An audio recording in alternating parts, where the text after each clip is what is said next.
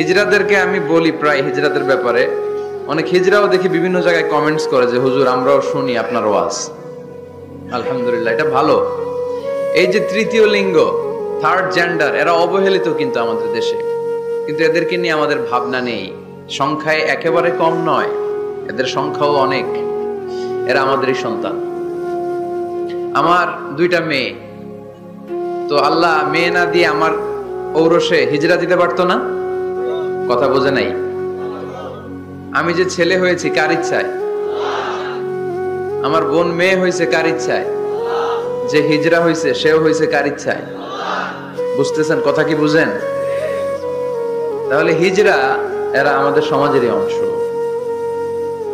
এরা আমাদেরই সন্তান, কিন্তু আমরা এদেরকে পরিচয় করিয়ে দেই না কোথাও। দেখবেন এক লোকের এক ছেলে এক মেয়ে আর একটা হিজরা, তো ঘরে মেহমান আসলে উনি ছেলেরা পরিচয় করায় দেয়, ছেলের নাম আব্দুল্লাহ, মেয়ের নাম সুমাইয়া। হিজরা যে আছে ওরা সামনেই আন না। ও সব সময় অবহেলিত, neglected in family as well as in the society. পরিবারও neglected, সমাজও neglected। ফলে সে দুঃখ ভারাক্রান্ত মন নিয়ে খুঁজতে থাকে, আমার মতো এরকম অসহায় কে আছে দেখি। সে খুঁজে পেয়ে যায় আরো কিছু হিজড়াকে, পরে একসাথে হিজড়া পাড়া বানায় এরা, জানেন? হিজড়ারা কিন্তু আরেকটা বয়স্কা হিজড়ার আন্ডারে থাকে, চাঁদাবাজি করে এরা। আপনাদের এলাকায় নাই তো, আপনারা বুঝেন না। ঢাকায় যাইয়েন একবার, জ্যামের মধ্যে আটকালেই খবর আছে, পুলিশেও ভয় পায় এদেরকে। আমি এক জায়গায় বলছিলাম যে এদেরকে পুলিশের দায়িত্ব দিয়ে দেন, যেহেতু এদেরকে সবাই ভয় পায়। এরা ট্রাফিক সিগন্যালের এখানে এমনি দাঁড়ায় থাকলেই চলবে, লেন চেঞ্জ করে কেউ উল্টা পাল্টা লেনে ঢুকবে না। This is call idea. Idea generate করতে না পারলে দেশের উন্নতি করা সম্ভব না। হিজড়াদেরকে কর্মসংস্থানের ব্যবস্থা করা উচিত। এলাকার জনপ্রতিনিধি যদি কেউ থেকে থাকেন, অথবা পরবর্তীতে ভিডিওতে যদি শুনতে পান, আমার এই আবেদন, আপনারা হিজড়াদেরকে খুঁজে বের করবেন, কর্মসংস্থানের ব্যবস্থা করেন। আমি পৃথিবীর অনেক জায়গায় এয়ারপোর্টে দেখেছি হিজড়াদেরকে, দে হ্যাভ হিউজ স্ট্যাটাস, তাদের জব আছে, তাদের চাকরি আছে, তাদের সম্মান আছে, সামাজিক সম্মান। তারাও আমাদের মতো মানুষ, এজন্য তাদেরকে কর্মসংস্থানের ব্যবস্থা করেন, শিক্ষার ব্যবস্থা করেন। স্কুলে পাঠানো যায় না, বাবা মারা লজ্জা পায়, লুকাতে চায় এদেরকে।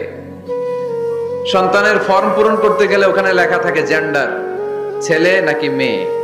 তো এটা ছেলেও না মেয়েও না, একই লিখবে। এখন থেকে সব ফর্মে 3টা ঘর রাখবেন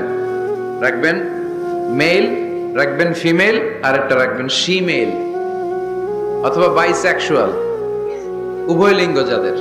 তো এদেরকে যেন আমরা আগলে রাখি, এদেরকে যেন দূরে ঠেলে না দেই। আল্লাহর হাবিব সাল্লাল্লাহু আলাইহি ওয়াসাল্লাম মানুষকে আগলে রাখতে পছন্দ করতেন, দূরে ঠেলে দিতেন না।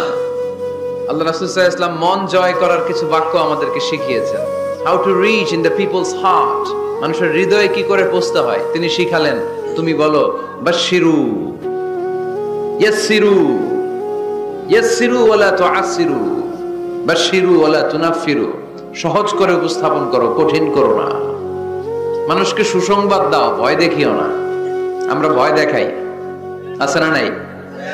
নতুন একজন কালেমা পড়ে মুসলমান হয়েছে, ওরে শোনাইতে আরম্ভ করছে, তোমার নামাজ পড়তে হবে, রোজা রাখতে হবে, যাকাত দিতে হবে, তোমার বউরে পর্দা করাইতে হবে, তুমি এটা করতে পারবা না, ওইটা করতে পারবা না, কারণ ইসলামে এইটা নাই ওইটা নাই।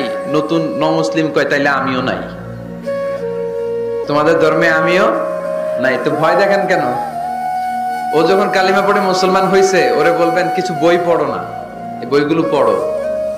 তারপর আমাদের মসজিদে আইসো মাঝে মাঝে, দেখো কিভাবে কি হয়। ইসলামিক কিছু প্রোগ্রামে নিয়ে যান, মসজিদে নিয়ে যান, জুমার নামাজে, দেখো কেমনে পড়ে, কি বলে শোনো। তো এইভাবে গ্রাজুয়ালি মানুষের হৃদয়ে পৌঁছতে হয়। আমরা যেন মানুষকে ঐক্যবদ্ধ করতে পারি, আমরা যেন মানুষকে বিচ্ছিন্ন না করি, আমরা যেন দিনকে কঠিন ভাবে উপস্থাপন না করি। আল্লাহ তুমি তৌফিক দাও। আরো জোরে পড়বো আমিন।